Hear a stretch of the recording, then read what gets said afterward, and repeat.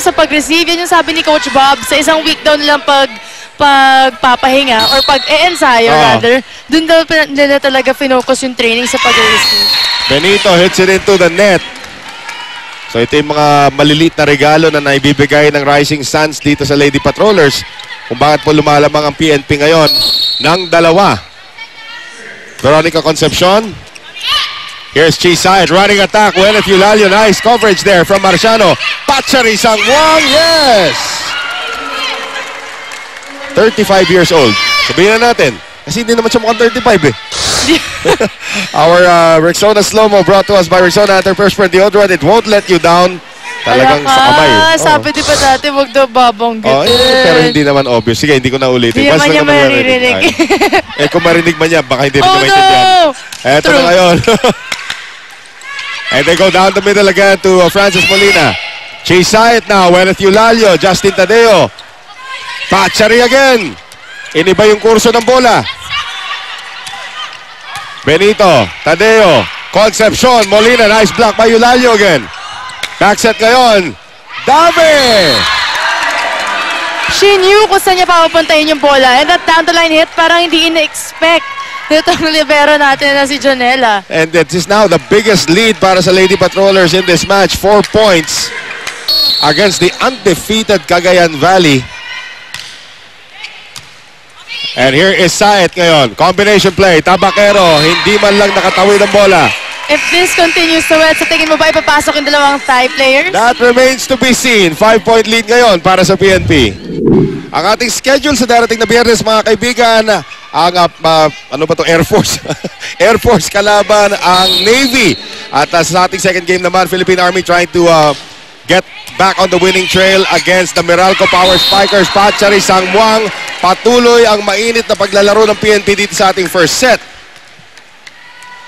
Instruction ata ni Coach Bob, lakasan ang service kasi as we can see, hindi nakaka-receive itong koponan ng Cagayan Valley. And that time nasobra naman sa lakas itong si Veronica Concepcion. So 17-12. Markahan niyo po yun, ang biggest lead ng PNP kanina, 6 na puntos, 17-11. Write it down. As a serve by Saet, lumabas. So again, these errors for Cagayan Valley. Yan ang dumadagdag sa kanilang kalbaryo kontra dito sa PNP. And if it's fun, family pizza, it's gotta be Shakey's. Frances Molina. Here's Chisayet ngayon on the back set. Ay, walang kumuha doon kay Angueta Baquero. Late dumating ang depensa ni Sangmuang at saka ni Datuin. Nice fake right there by Chisayet. Nakita mo, akala ng mga blockers sa open niya ibibigay pero may tao pa pala sa likod. Alala ko dahil si Chisayet, mga salasal, ang dami niyang option pagdating sa kanyang pagpapatakbo ng opensa. Siyempre, yeah. Everybody is a threat. That's true. Oh, ganda ng kalmot doon ni Sangmuang. Sangmuang keeping it alive. Davao, Concepcion. Eulalio, Saet. Backset ngayon. Aiza Maizo at hindi na naabutan ni Marciano.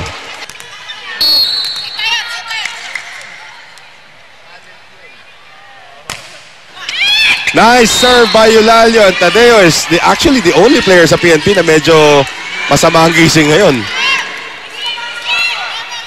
So yung pa yung libero, kailangan lang sa mga receptions. Eulalio's cut the lead down to 3.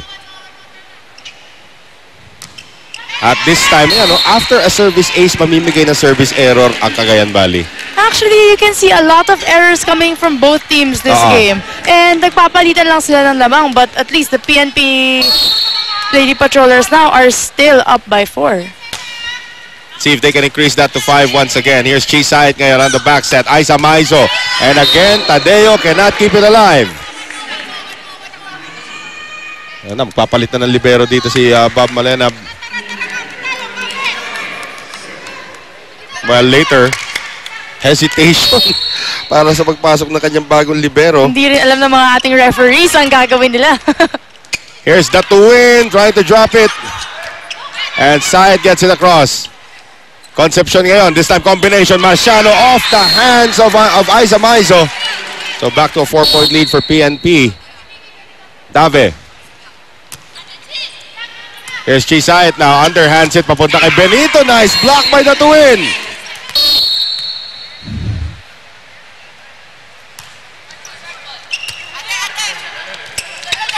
Nice joust at the net, pero mahuhulog.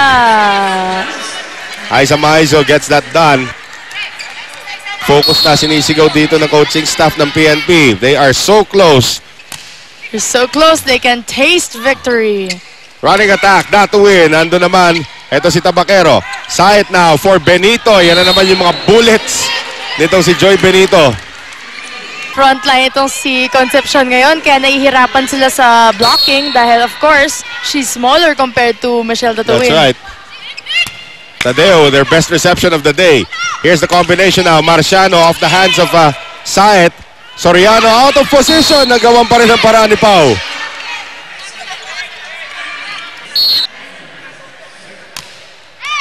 Whoa! And Aiza Maizo. Lucky break by Cagayan Valley. Tandaan po natin na itong kupunan ng Cagayan Valley also used this kind of a run against the Air Force, yung behind sila, tapos bigla silang humahabol sa bandang dulo. They go to Marciano this time. Dave keeps it alive. From the back is Sangmuang. Saet ngayon, down the middle for Pau. Soriano, net violation somewhere. That goes against Marciano. Chance to lead now para dito sa kupunan ng... Uy! Minsan yung mga ganong aksidente nakakatulong talaga sa team mo no? Hindi mo talaga aasahan. Ano naman kasi, siguro nasilaw na naman sila sa ilaw natin dito, Noel. Well, let's see if Michelle Tatuin can continue her excellent service. This time, it's a floater na nangamote rito si Pau Soriano. Free ball coming up for PNP. Sangmuang, Concepcion, Molina. Still alive. Ito ngayon, si Soriano, itatawid muna yung bola. Dave, Concepcion, this time going to the open. Marciano! Kanino ka pa mapupunta, Noel, kapag Right. kailangan mo ng puntos, kundi kay Marciano? Marciano has been waxing hot dito sa ating first set. Dalawa na lang po kailangan ng PNP para makuha itong opening set. PNP looking for its first victory up against the undefeated Cagayan Valley Rising Suns. Saet ngayon, across. Joy Benito na naman. Lusot sa braso ni Molina. Kahit anong angle ni Joy Benito, basta lalakasan niya yung bola. Pau Soriano trying to tie it on her serve. Concepcion. Molina. Ando naman si Benito. Side goes back to Benito. Coverage is there for Dave. Balik ulit kay Marciano. Hiuhulog ni Marciano. Nice reflex action from Maizo. Off the block. Sangmuang keeps it alive. Molina out of position. At hindi na masasakit yan ng Cagayan Valley. Pigilin nga ako doon, Right. Set point. Yun. Sipin mo to, set point para sa PNP.